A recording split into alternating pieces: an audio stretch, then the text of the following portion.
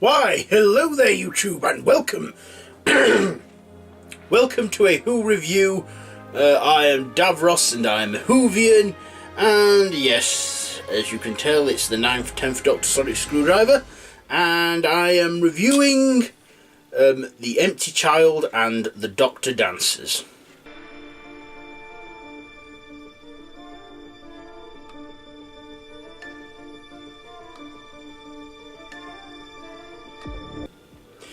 So this is a two-part story from 2005 when the Doctor and Rose find themselves in 1941 London, where they come across a strange, empty, emotionless child in a gas mask and people turning into gas mask zombies, and they run into a time agent conman named Captain Jack Harkness.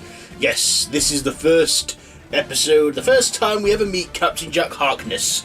And of course, why are people turning into gas mask zombies?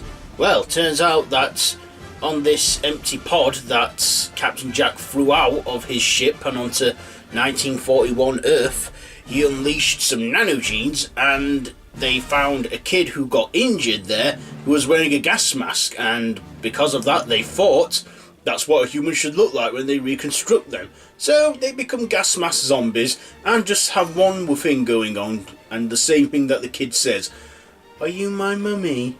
That's all it does, walks around and goes, "Are you my mummy?" And we also have some evacuees and that, all being led by a young woman named Nancy, and she knows more than she's saying, and in a big turn of events, she turns out to be the child's mother and not its sister. And through that, the nanogenes work out what a human should look like, and the Doctor dances in delight because everyone lives. So let's get on to my likes and dislikes about this one. First of all, my likes. Now, I like this story for, first of all, the creep factor. Now, when I first watched this episode, I thought it was a dark episode. Not just because it was the night time, but because the theme and the whole setting of this two-parter was dark.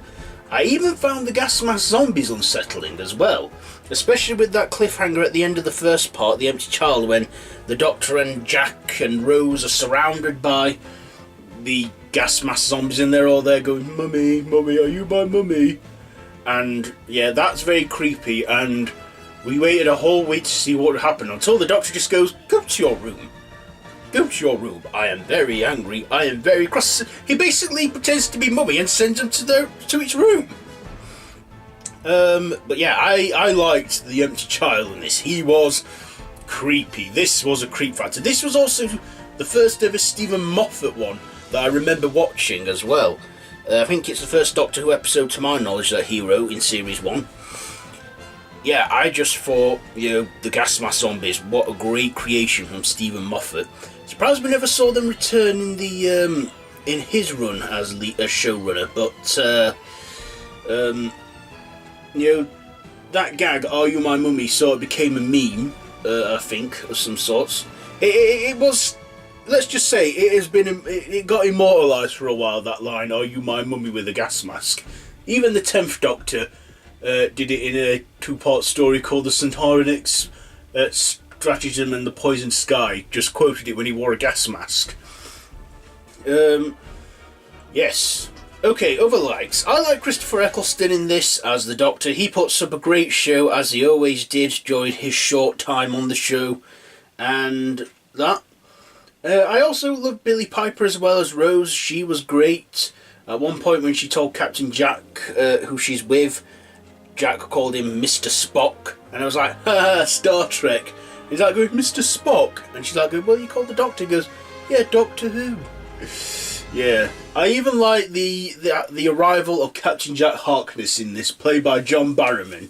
Now, I never knew how much of an important person this character was going to be, Captain Jack Harkness, because he then tagged along with the Doctor and Rose right up until the end of the series and travelled with them for a bit, and then he ended up having his own spin-off series, Torchwood, and became a reoccurring character reoccurred in series 3 and then again in series 4.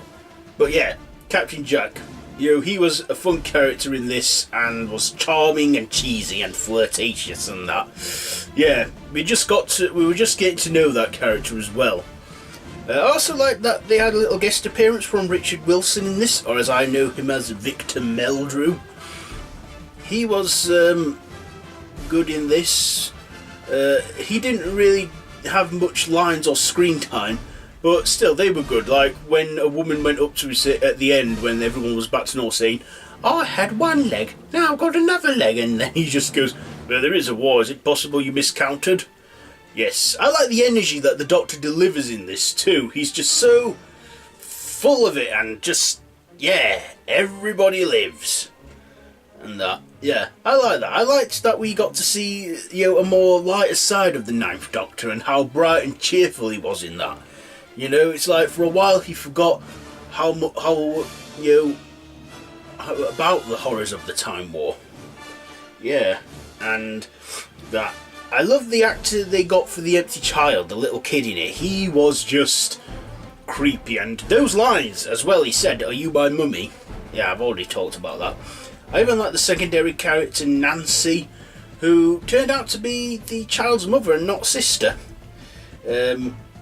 She was okay in this, but a little underdeveloped, but she was just there for that episode, really. Yeah, so my dislikes. I can't really think of much to dislike about this one, because I did thoroughly enjoy it. I guess it was a little slow at the start, but it got better and that. But other than that, it was an okay two-parter, and I enjoyed it. You know, I loved Stephen Moffat's writing in this, and a lot of his episodes are dark. Especially during Russell T Davies's run, until he took over as showrunner. But still, you know, I love the dark atmosphere of it and the creep factor that what he put into Doctor Who, because Doctor Who, to my parents, was known for being creepy and dark, and this is what it was all about in this one. It was creepy and it was dark. So, anything more to say on this? Yeah, I enjoyed this story. When I first watched it, it did feel unsettling and that, but I'm desensitised to all that now. So yeah. Let me see, what am I going to rate this episode? You know what? I'm going to give this episode a 4 out of 5 from me. 4 out of 5 for The Empty Child and the Doctor Dancers. So that has been my review on that two-part episode. Have you seen it? Let me know down in the comments below if you have. If you like this video, be sure to give it a big thumbs up. Don't forget to share with your friends. Don't forget to subscribe to my channel if you haven't already, and to hit that notification bell to stay updated on my channel. And be sure to, all my social media links are down below, so be sure to check all that out. So yeah, till next time, run for your life.